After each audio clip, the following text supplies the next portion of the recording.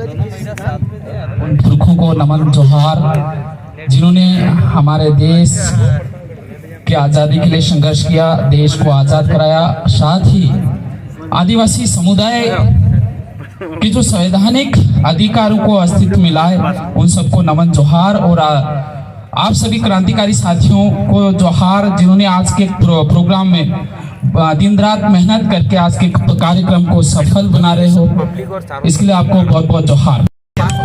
आदिवासी दिवस, अधिकार दिवस, rights, day of rights. We know, everybody knows, almost educated youth know today's time that what is our rights. On every stage we say what is our the constitutional rights, what is the power and the customary law. Many of us know, I think, that last 5 and 6 years regular there is a campaign to spread out the awareness constitutional rights of the tribals, indigenous people of India.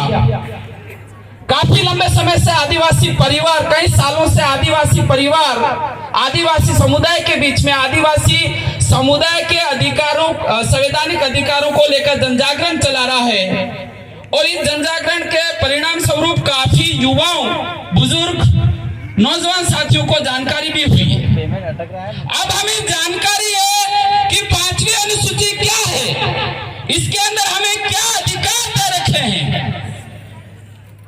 We do know about the 5th schedule। हमें यह भी पता है कि customary law क्या है। हमें यह भी पता है कि 1955 को जो आर्टिकल है उसके तहत हमें क्या विशेष अधिकार है। लेकिन इसको हासिल कैसे किया जाए, how it to be implemented, 5वीं अनुसूची को लागू किया कैसे किया जाए, ये हमारे लिए चुनौती है। ये हमें समझने की जरूरत है। हम इसको कैसे लागू करवाएं, इसके ऊपर हमें मंथन करने की जरूरत है। हमें पता है कि ये 5वीं अनुसूची का जो क्षेत्र है, ये आदिवासियों का विशेष अधिकार वाला क्षेत्र है, यानी कि स्वायत्त शासन वाला क्षेत्र है। और इस क्षेत्र में जो भी गतिविधियां होती है, जो भी होता है, वो आदिवासी के बिना हो ही नहीं सकता है। ये अधिकार दे रखा है, लेकिन ऐसा नहीं हो रहा है। तो इसके पीछे क्या कारण है, ये हमें जानना होगा। तो इसको प्राप्त करने के लिए अभी जो वर्तमान समय में जो सशक्त मार्ग है, जो कैपेबल वे है, वो लोकतंत्र है। अभी आज के समय में अगर 5वीं अनुसूची को लागू करवाना है, 5वीं अनुसूची को धरातल पर लागू करवाना है, तो उसका एकमात्र माध्यम है राजनीतिक लोकतंत्र का माध्यम है। लोकतंत्र ही एक माध्यम है जिसके माध्यम से हम 5वीं अनुसूचित क्षेत्र को सुरक्षित कर सकते हैं। और उसके लिए हमें आदिवासी परिवार के द्वारा जो सिलेक्शन प्रणाली डेवलप की गई है, उसके माध्यम से ऐसे व्यक्ति को विधानसभा और लोकसभा में भेजना होगा, जो वहां जाकर वो हमारे आदिवासियों की बात करे, 5वीं अनुसूची की बात करे, तो ही हम अपने अधिकारों को पाने में सक्षम होंगे। दूसरा यह है कि हमें हर क्षेत्र में आत्मनिर्भर होना पड़ेगा। In every sector, in every field, in every department.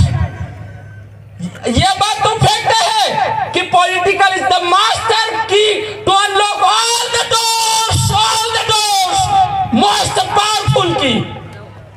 कहने का मतलब यह है कि राजनीति की एक मास्टर की है, जो सारे दरवाजे खोलती है, वो ताकत इसके अंदर है। लेकिन उसके बावजूद भी हमारे ऊपर अन्याय शोषण होता रहेगा। 70% तक खत्म हो जाएगा, लेकिन 30% और होता रहेगा। तो उसके लिए क्या करना होगा, क्योंकि जैसे मेरे बारे में बताया गया है, I have taught English in Udaipur के अंदर मैंने इंग्लिश पढ़ाई है। I have taught English Udaipur for 8 years. Thousands and thousands students have been taught here English spoken. My students are doing job in the foreign country also. Today they are in the whole country, entire nation. Nowadays also classes is going in Pratapgarh, Ghatol and Udaipur. अभी भी classes चल रही है. अगर उदयपुर में मैं कह रहा हूँ 9th, 10th, 11th, 12th science अगर पढ़ने हैं, मैथ्स अगर पढ़ने हैं तो 6 महीने तक हम फ्री पढ़ाएंगे यहाँ पर. अगर अभी भी कोई है, कोई गरीब है, सेक्टर 4 के अंदर है, सेक्टर 4 के अंदर है, मेरा स्टूडेंट पढ़ाएगा, निःशुल्क पढ़ाएगा. साइंस मैथ्स इंग्लिश का वो चार्ज लेता है क्योंकि वो मेंटेन करना पड़ता है. तो मैं ये कहना चाह रहा था कि हमारे समाज से अच्छे डॉक्टर निकलने चाहिए. अच्छा डॉक्टर निकलेगा, हमारा पेशेंट, हमारा मरीज हमारे पास आएगा तो कहीं न कहीं उसको भी फायदा होगा और हमारे व्यक्ति को भी फायदा होगा. फायदा होगा या नहीं होगा?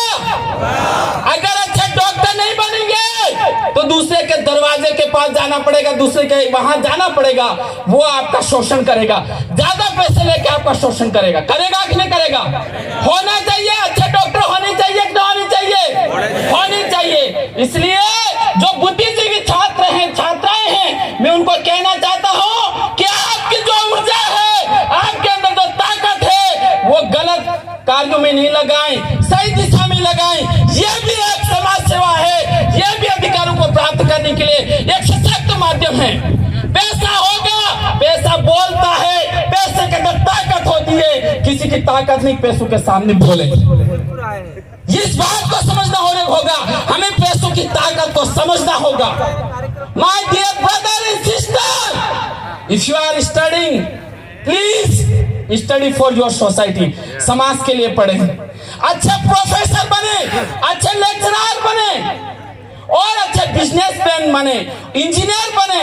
और अगर आपके अंदर टैलेंट है तो आप विदेशों के अंदर जाकर भी नौकरी और धंधा कर सकते हैं और करोड़ों रुपए इस भील प्रदेश को भेज सकते हैं और हम भील प्रदेश को बहुत जल्द एक विकसित राज्य की ओर ले जा सकते हैं. हमें ग्लोबल, वैश्विक नॉलेज, जानकारी होने की जरूरत है. अब वो समय गया. कौन सा समय? बैलगाड़ी पर सफर करने वाला समय गया. अब जो समय है वो समय बदल चुका है.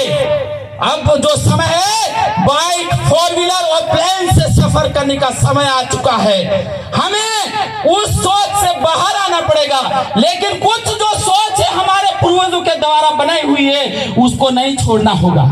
मैं ये कह रहा हूं कि हमें टेक्नोलॉजी की ओर बढ़ना होगा, हमें आत्मनिर्भरता की ओर बढ़ना होगा.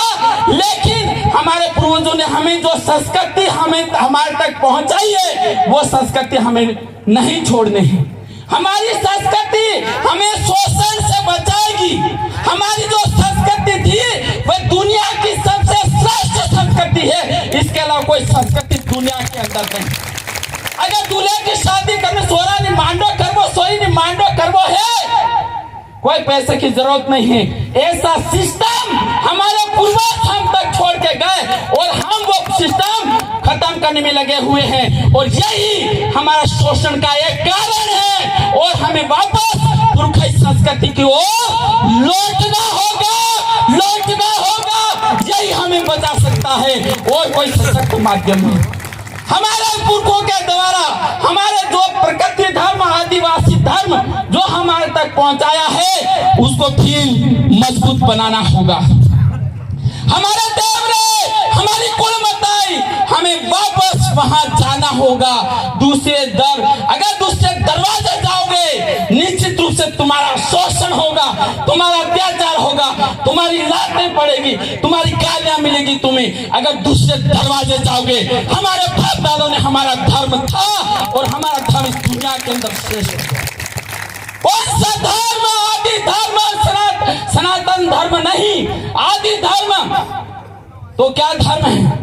आदिवासी किसको मानता है, किसको पूजता है? तो आदिवासी सूर्य को देवता मानता है. हमारी बोली में हमारे धर्म है धनवासी. क्या बोलते हैं? दाड़ोवासी, धनवासी. टमाटर हो बोले, इम्बूस बोले नहीं. बासी का मतलब होता है भगवान। हम भगवान नहीं कहते, हम क्या बोलते हैं? बासी। ये जिंदा है, ये जिंदा है, ये कण कण में है। कण कण में है या नहीं है? इनो जो तड़को है, इनो जो प्रकाश है, वो कण कण में विराजित है, वो जिंदा है। अभी यहाँ है, शाम को अस्त हो जाएगा, फिर सुबह फिर निकल आएगा। आएगा कि नहीं आएगा? और जिस दिन ये नहीं आएगा, ये दुनिया खत्म हो जाएगी, हो जाएगी ना। तो इसलिए आदि धर्म है, वो सबसे श्रेष्ठ धर्म है, दुनिया का सबसे महान धर्म है। क्या कोई व्यक्ति सूर्य भगवान का धनवासी का कोई मंदिर बना सकता है? Can anybody build the temple of the sun? Please raise your hand. Who is the powerful person? कौन ऐसा पावरफुल शक्तिशाली व्यक्ति है जो इस सूर्य का मंदिर बना सकता है? अरे वो दाता है, वो देने वाला है, वो पालन करता है, उसका कोई मंदिर नहीं बना सकता है। आदिवासियों का इतना बड़ा धर्म है। जमी माता बोलते ना, और तो अन्न देवता, खाने को क्या बोलते हैं? अन्न देवता बोलते नहीं बोलते हैं? ये जमीन जिंदा है, अन्न पैदा कर रही है, तो हम जिंदा हैं। जिस दिन इस जमीन ने जवाब दे दिया, जमी माता ने जवाब दे दिया, ये संसार उजड़ जाएगा। उजड़ेगा कि नहीं उजड़ेगा? उजड़ेगा। इसलिए आदिवासी जीवित चीजों को पूजता है, जो साक्षात है, जिससे ये पूरी दुनिया चलती है, उन चीजों को पूजा करता है। और उसके लिए कोई जरूरत नहीं होती है, कोई दान करने की जरूरत नहीं होती, क्योंकि वो तो बड़ा है। क्या है? अगर उसके बाद आदिवासी किसी को मानता है तो अपने पूर्वजों को मानता है। किसको मानता है? सिराबासी खाकर दे कुलमताई। अब सिराबासी से हमारा क्या ताल्लुक है? पहली बात, उन्होंने कर्म किए तो हम पैदा हुए। हम पैदा हुए तो इस शरीर के अंदर जो लोही है, जो खून है, वो किसका है? किसका है? पूर्वजों का है कि नहीं? तो वो हमारे देवता हुए कि नहीं हुए? हुए कि नहीं हुए?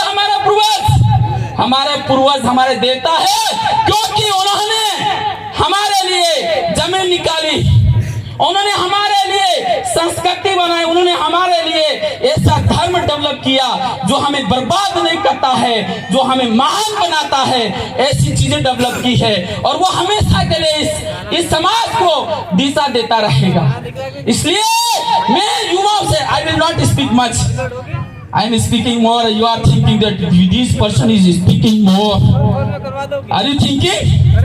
Because my many senior speaker here, so I would like to end very fastly. मैं युवाओं से कहना चाहूंगा, आप जिम्मेदारी उठा लो, ये हवाएं रुख बदल देगी। आप जिम्मेदारी उठा लो मेरे युवा साथियों। ये सारी हवाएं हैं जो आपकी तो और दौड़ चली आएगी, रुख पलट देगी। आपने डूंगरपुर के अंदर देखा, आपने प्रतापगढ़ के दलोट के अंदर देखा, जब युवाओं ने कमान संभाली, जिम्मेदारी संभाली, तो विश्व की सबसे बड़ी पार्टी बीजेपी और विश्व की सबसे पुरानी पार्टी कांग्रेस, दोनों एक हो गए। ये युवाओं की ताकत है, ये युवाओं की ताकत। और वो सिर्फ 2 महीनों के अंदर, सिर्फ कितने महीनों के अंदर? और हमारे पास तो हम कहीं कितने सालों से संघर्ष करते आ रहे हैं, तो हम इस भारत देश की सत्ता हिला देंगे। जय जोहार, जय आदिवासी, जय प्रदेश। Thank you very much.